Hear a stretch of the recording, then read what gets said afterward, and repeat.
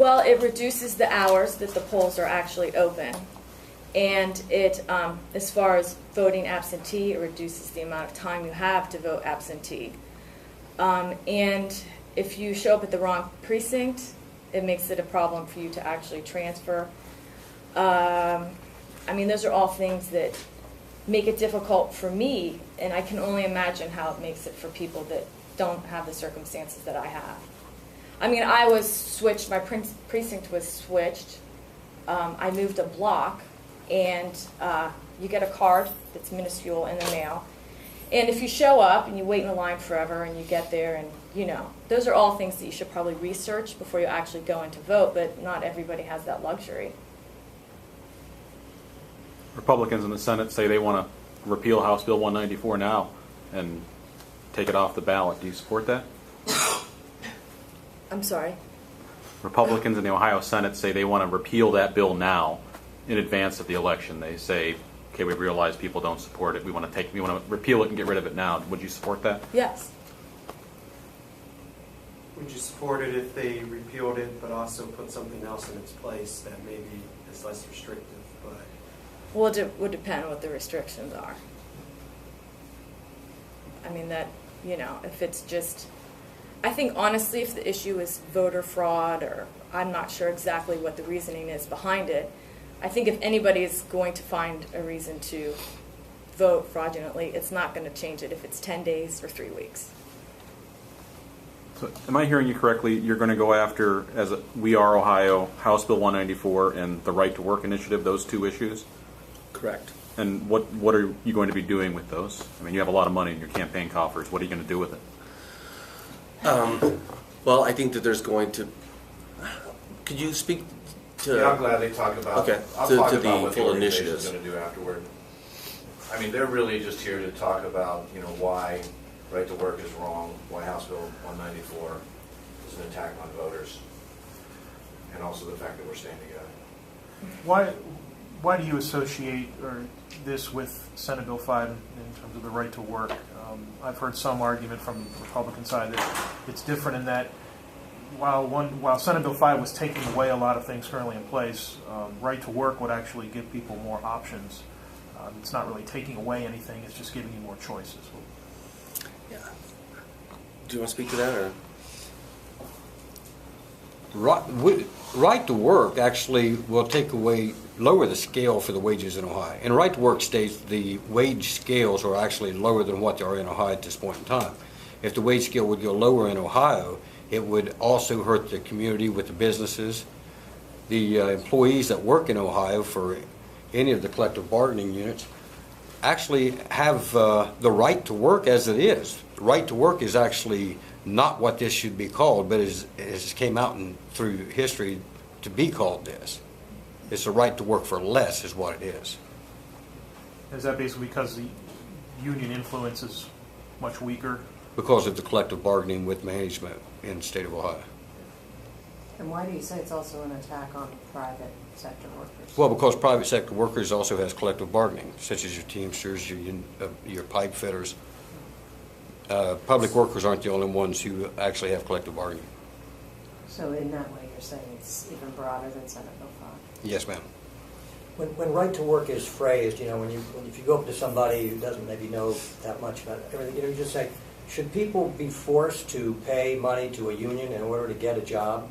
Often when it's phrased like that, people go, oh, no, that sounds, boy, I don't know, that doesn't sound very good, you know, you hear that. What do you tell those kind of people who are hearing maybe this for the first time, and when they're confronted with that question asked that way, they say, no, that sounds terrible. Why should somebody be forced to pay money to union? What do you say to them? Well, actually, what I try to explain to them, it's like going to the bank and getting a loan at the bank. If I go to the bank and I say, I want to get a loan at the bank for whatever amount of money, but I don't want to pay the payments back because I don't believe in it. They're not going to loan me any money. And this is under the same premises. That they're getting the benefits of it. Right, but not having to pay any of the union dues to get there. There's an argument that Indiana's a right-to-work state now. Businesses are going to look at the two states and say it's cheaper to open in Indiana. Why is that not an argument for right to work in Ohio? Well, it's always been my contention that in the end, people put businesses where they want to live. And I think that all of these efforts really are undermining our middle class. And I think that with time, it will, if people have less money, they're less likely to want to pass levies for their schools. I think that if you try to suck the wages out, that people will in the end say, do I really want to live in a place that has really low wages, or do I want to put my business in a place where if I send my kids to the schools, I know those public schools are good schools. People are all in this together. They're working for the group as opposed to we're all racing to the lowest price point. If wages are somewhat lower, though, doesn't that mean business has more money to hire more workers? Yes, maybe at lower wages, but more people would have jobs? I think that there's a fundamental misunderstanding about what's going on with the economy. I think that what we have is a lack of demand. It's not a lack of supply. So you can give me more money and I can buy a delivery truck. But I'm not going to buy a delivery truck if no one's there to deliver to. And I think that the idea that businesses, if you give them more money, sure, all things being equal, if I had more money, maybe I would hire more business people. But if I don't have any demand, there's no reason to. Right now, I can get credit for anything I want. If I have a business idea that's working, I can get credit for it. The problem is, do I have customers who want to buy it?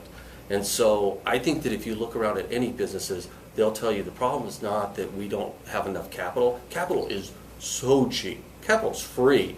The interest rates are so low. That is not the problem. The problem is we need to get money into the hands of people who have calluses on their hands.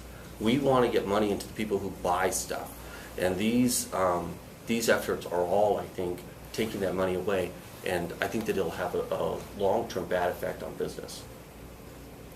Not to mention, statistically, a lot of your businesses right now aren't hiring as many people as they was hiring in the past anyway. So if you drop the scale of the wages, the only people that would benefit from this is the top 2%. What do you say to those who, we hear on the other side talk about that union dues are used for high-paying salaries for the union executives, that they're used for lobbying and campaigns such as we saw last year, and that isn't the way, that the average union worker doesn't have an ability to affect how that money's spent? In all actuality, when it comes to the union dues, especially with our union, I can speak on, our union dues does not go towards any campaigns. We actually have our own political activity fund that we freely give to. There's nothing that comes out of union dues whatsoever that goes towards We Are Ohio, that goes towards any of the campaigns at all.